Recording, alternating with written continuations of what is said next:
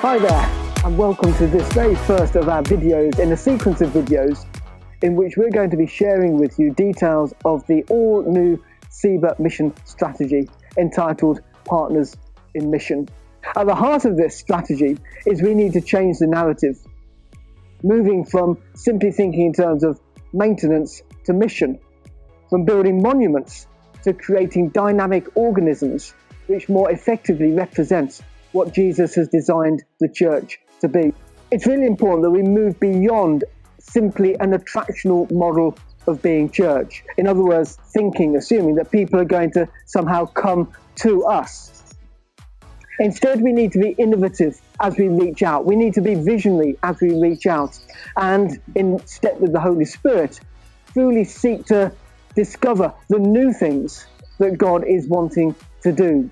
To have a fundamental paradigm shift in our thinking and in the way that we do things. The starting point is all about partnership, and that is what we're going to think about for a few moments now.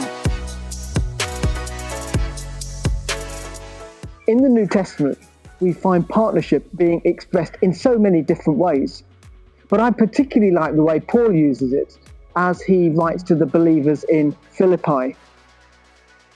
He uses it repeatedly throughout the letter. But let's hear the words from the first few verses of that letter.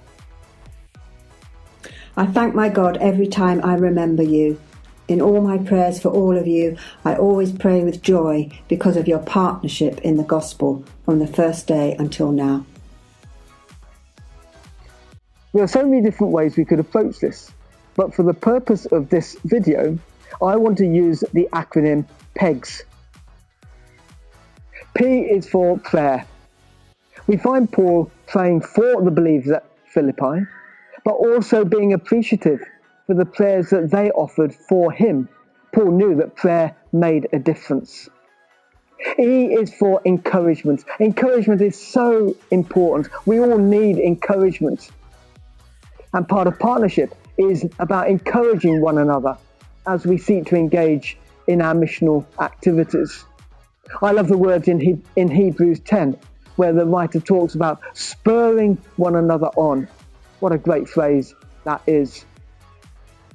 G is for giving.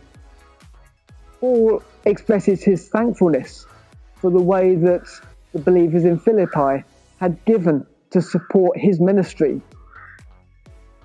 And then S is for sharing. So many different ways that partnership can express sharing people, sharing resources, as well as sharing money. All of these, prayer, encouragement, giving, and sharing, all part of what it means to partner together in mission. I realise that for some people, the whole notion of partnership is a bit of a challenge because we like to think of our independence. And yet, as I read through the Bible, I sense that Paul would have no part of independence because he realises that interdependence blows wide open what we are able to achieve together as we serve together, as we work together. And what's more, interdependence and partnership seems to reflect something of the heart of God himself, seems to sit right at the heart of the gospel message. So this is just the first of a sequence of videos. Next month, Josh will be sharing with you more details of what Partners in Mission is all about. In the meantime, I pray that the Lord will abundantly bless you and encourage you as you continue to faithfully serve in the contexts He's placed you in.